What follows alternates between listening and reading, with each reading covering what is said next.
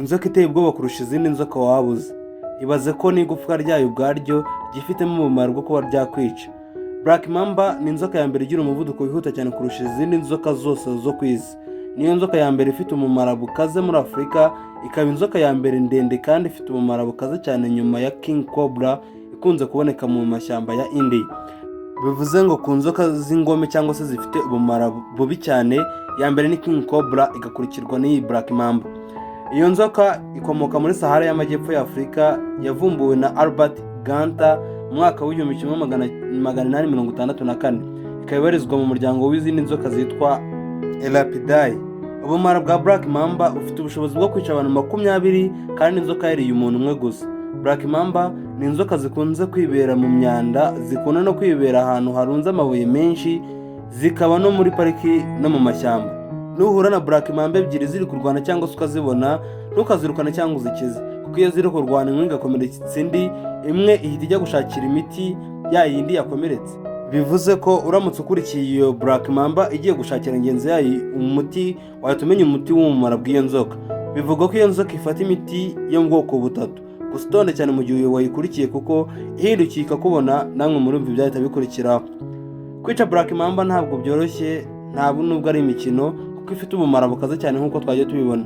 Niba waragize amahirwe yo kwica Black Mamba, cukura umwobo muremure cyane maze uyishyire muri nze y'igitaka, kubera ko amagufwa ya Black Mamba ubwayo nayo aba afite ubumara kandi bwakwica. Niyo mpamvu rero umuntu warumwe n'ubwo bumara cyangwa se winjiwemo n'ubwo bumara bwa Black Mamba ntabwo yakira. Ubumara bwa Black Mamba butandukanye cyane n'ubundi bumara bw'izindi nzoka zose ziri ku isi, dore ko ubumara bwayo butagaragaramo icyitwa protease enzymes, ahubwo yifitemo ibyitwa neurotoxin byangiza uturemangingo mu kanya nk'ako guhumbya. Ko kubazi neurotoxin n'uburozi bubi cyane, ibi ngibi biragenda bikangiza uturemangingo ku buryo nta muti wapfa kukuvura ubonetse cyangwa se upfuye kuboneka uwo ari wo wose.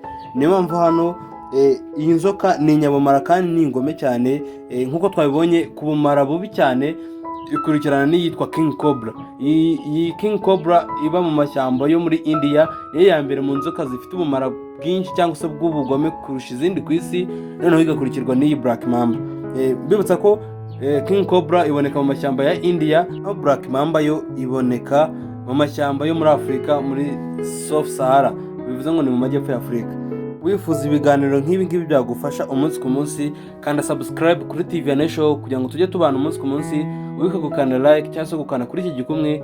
Ikindi kandi ntiwibagirwe comment y'igitekerezo cyawe cya video twazagukorera cyangwa se y'ibintu twazagukoreraho muri video tuzakurikizaho. Reka nkwibutsa ko kandi kurikira channel yitwa Road Rules Academy, aho ngaho urahasanga ibibazo n'ibisubizo byiza kandi bifite ibisobanuro birambuye bigufasha kumenya neza amategeko y'umuhanda kandi ukawatsindira provisoire mu gihe gitoyi. Tugane rero Road Rules Academy tugufashe. Ikindi kandi mwajya mwandika comment y'ibitekerezo byanyu kugira ngo tujye turushaho kumenya ama video mukeneye twabakorera. Reka duhora muri video itaha. Ndabakunda cyane. Ciao ciao.